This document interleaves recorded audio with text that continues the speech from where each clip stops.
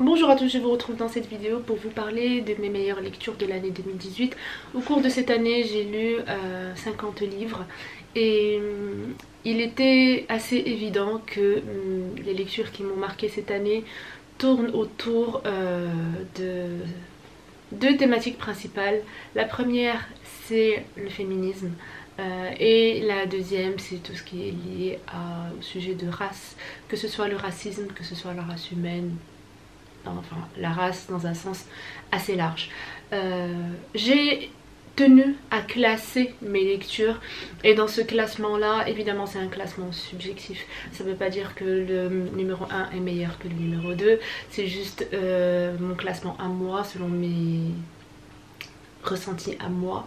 Et ce classement là, c'est aussi ma façon de vous dire que si vous deviez en lire qu'un, c'est le numéro 1, si vous deviez en lire deux, c'est le premier et le 2. Voilà, j'ai essayé de les classer comme ça en fait, par importance de lecture ou par urgence, selon moi, toujours. Voilà. La deuxième chose que je voulais dire avant de commencer ce classement, c'est que au début, je pensais que je pouvais peut-être faire une vidéo spéciale essai et une vidéo spéciale roman.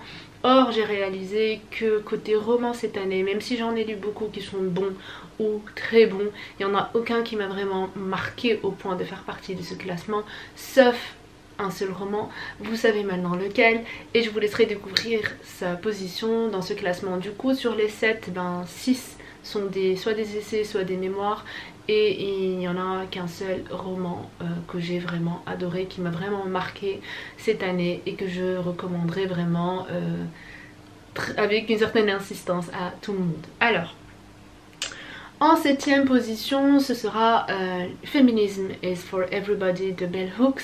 Vous m'avez souvent posé la question sur Instagram si je veux commencer à lire des livres sur le féminisme avec lesquels je peux commencer. Et bien celui-ci est ma recommandation pour commencer à découvrir le féminisme.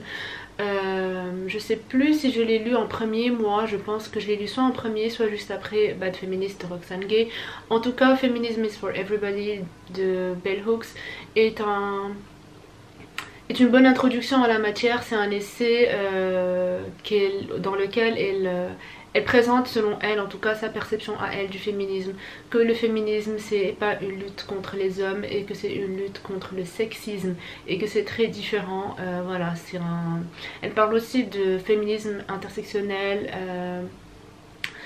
Il est super intéressant, je ne sais pas s'il est traduit en français, je vous laisse chercher. Si vous lisez en anglais, lisez-le, sinon je ne sais pas s'il est vraiment traduit en français, mais c'est une lecture que je recommande comme introduction à la matière. Évidemment il n'est pas parfait, évidemment il est critiquable, mais ça je pense que tous les livres le sont. Alors en numéro 6, c'est une lecture que je n'ai pas encore terminée, mais je tenais à la mettre dans ce top parce que c'est une lecture qui est excellente. Il s'agit de Décolonisons les arts. Ok, il y a une tempête de malades. Alors, il s'agit de Décolonisons les arts, publié par l'Arche, chez l'Arche Éditeur. J'adore cette maison d'édition qui publie des œuvres de qualité, essentiellement des pièces de théâtre, mais aussi parfois, comme on peut le voir là, un recueil d'essais. C'est un recueil qui rassemble des textes de nombreuses personnalités artistiques engagées qui essaient de décoloniser leur art.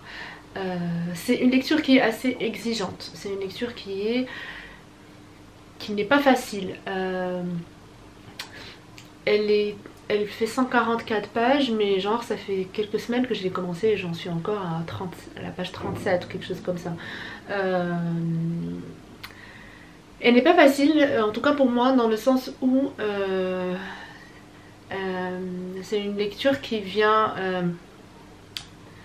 changer ma perception des choses et qui vient me faire découvrir et me faire prendre conscience de énormément de choses dont je n'avais pas conscience, et c'est notamment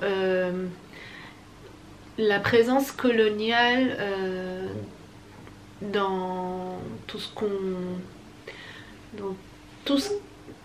voit, dans tout ce qu'on consomme d'un point de vue artistique, que ce soit les films, les livres, la peinture, le théâtre, etc. Et en fait, les auteurs, ils parlent de ça et ils parlent de comment eux, ils essaient de justement modifier. Ce sont essentiellement des personnes qui sont dans le théâtre, si je me souviens bien, où il y a même un peintre. Enfin, ce sont généralement, essentiellement, je pense, des personnes qui sont dans le théâtre et qui écrivent des pièces de théâtre et du coup qui ont cette possibilité de créer un contenu qui va permettre de décoloniser les consciences des gens. Voilà, c'est assez compliqué de parler de ce livre, mais moi je le conseille, c'est une lecture qui est nécessaire parce que c'est assez révolutionnaire, je trouve, et c'est pas quelque chose qu'on entend tous les jours, c'est pas quelque chose à laquelle on est habitué.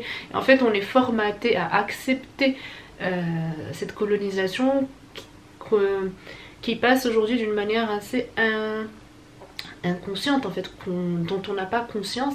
Et justement ce livre là c'est un peu une sorte de réveil, et le réveil est assez difficile et prend du temps et assez lent. C'est comme si vous étiez en train de rêver, vous essayez de vous réveiller et vous n'y arrivez pas, vous essayez vraiment d'ouvrir les yeux, mais ça vous demande un grand effort. Et dans cette lecture c'est un peu pareil, en tout cas moi c'est comme ça que je la vis. Voilà, j'essaye de comprendre ce qu'on me dit et d'en être consciente, mais ce n'est pas facile. Et du coup je pense que ce recueil est une bonne façon de faire, parce que on va lire tellement de textes et de personnes qui vont nous répéter ça de leur propre point de vue de manière différente, qu'on va finir par l'assimiler et par en prendre finalement conscience à la fin, en tout cas j'espère. C'est aussi une œuvre qui est écrite de la part de personnes qui font partie d'une association française, je pense qu'elle s'appelle aussi Décolonisons les arts, enfin je vais vérifier, je vous mettrai le nom en dessous. Voilà, en 5e position, Bad Feminist de Roxane Gay. Foncez, lisez-le, foncez, moi je l'ai adoré, c'est mon préféré de l'autrice. Elle est très franche, elle est très drôle, et Bad Feminist en gros c'est une sorte de mémoire où elle essaie de nous dire que elle est une mauvaise féministe, et que être féministe ne veut pas dire être parfait, et que on peut être féministe mais continuer à être sexiste, parce que voilà, c'est difficile de se défaire de certaines habitudes, etc. C'est un mémoire qui est assez léger, mais en même temps qui est très pertinent et très intense et très intéressant. Je l'ai adoré, et voilà. En 4e position, Sapiens de Yuval Noah Harari, enfin, je crois que c'est ça. Je vous en ai parlé dans un de mes récents points lecture, du coup je vous renvoie vers cette vidéo là. En 3e position, le top 3 a été assez difficile. En 3e position, c'est un essai de Toni Morrison, The Origin of Others. Il a été traduit en français, c'est un livre que je recommande, c'est une lecture qui n'est pas facile non plus. Pas facile, pas dans le sens émotionnel, mais dans le sens intellectuel. C'est mon livre préféré de Toni Morrison pour l'instant, ce n'est pas un roman, c'est un essai. Et elle va nous expliquer d'où est venue cette notion d'autre, de l'autre, et tout ce qu'elle implique. Et c'est une manière différente, nouvelle, plus intellectuelle, très intelligente de parler du racisme, puisqu'elle va y aller d'une manière un peu plus générale, plus conceptuelle, puisqu'elle va parler de l'autre et de tout ce que ça veut dire sur tous les plans. C'est une pépite, c'est une œuvre de génie, il est excellent cet essai. En numéro 2, King Kong Theory de Virginie Despentes. Ce livre-là, je pense que je vais le lire chaque année. Voilà, c'est une sorte de bible, de bible féministe. C'est un essai où Virginie Despentes va un petit peu cracher, vomir tout ce qu'elle a vécu en termes de sexisme, et tout ce qu'elle a soit vécu dans sa vie personnelle, soit ce qu'elle observe dans son environnement, soit ce qu'elle observe dans l'environnement culturel. Elle va aussi partager les réactions des maisons d'édition par rapport à ses propres œuvres, comment elles les ont refusées, et la relation de ce refus avec le sexisme.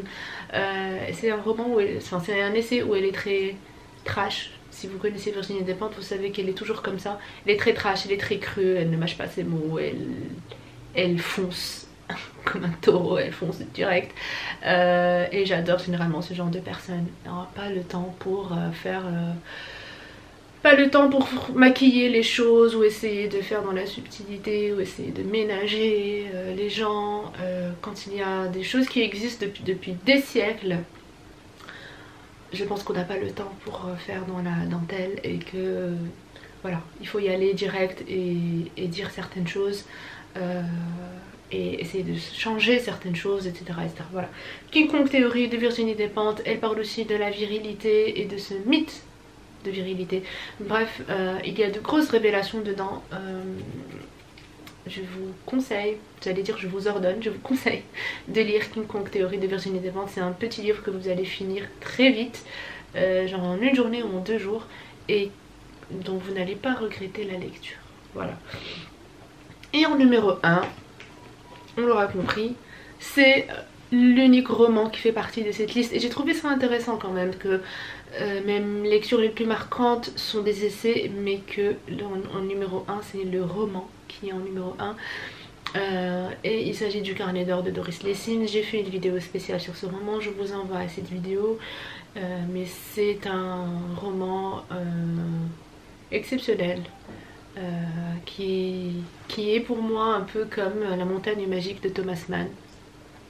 Une autre vidéo d'ailleurs qui fait partie des rares qui ont survécu à toutes celles que j'ai supprimées. Donc voilà, Le Carnet d'or de Doris Lessing, grand roman. Et comme je vous l'ai dit, je vous renvoie à l'autre vidéo pour avoir mon avis dessus, pour pas trop m'étaler là-dedans et pour pas trop me répéter, etc. Voilà, c'est tout pour cette vidéo. J'espère que l'année 2019 sera meilleure que l'année 2018 et qu'on apprendra tous de nouvelles choses et qu'on continuera tous à nous améliorer et à devenir des gens meilleurs. Voilà, je sais pas si je ferai une vidéo résolution, projet 2019, machin. Je sais pas, mais en tout cas d'ici là, prenez soin de vous, passez de bonnes fêtes et très bonne année 2019 encore une fois. Salut!